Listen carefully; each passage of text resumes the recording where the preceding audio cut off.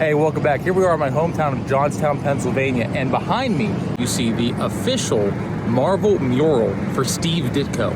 He's the creator of Spider-Man. This is the only authorized Marvel mural in the world, and here it is in my hometown of Johnstown, Pennsylvania.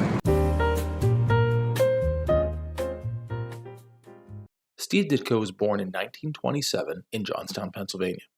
His father, like most men, worked for the steel mill, and his mother stayed at home taking care of Steve and the rest of his family. Steve grew up reading newspaper comics like Prince Valiant.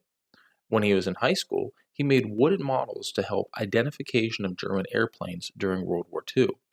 After he graduated Johnstown High, he served in the U.S. Army in Allied-occupied Germany.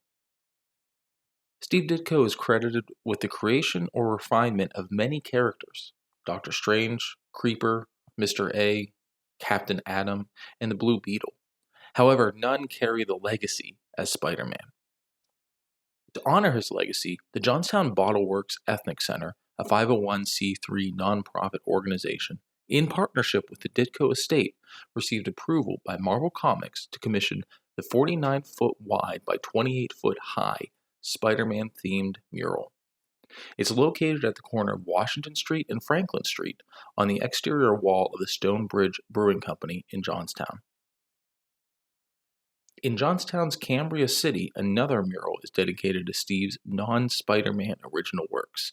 This mural is on the Bottle Works Ethnic Center back wall, facing their parking lot, accessible on Cambria Place. As a native of Johnstown, I love that we have these murals to give credit to one of our own and serve as an attraction to bring visitors into town. If you want to learn more about Steve, I highly recommend the BBC4 documentary In Search of Steve Ditko. That's going to wrap this episode up. If you like what we're doing here at RTOD, like and subscribe. We'll catch you next time.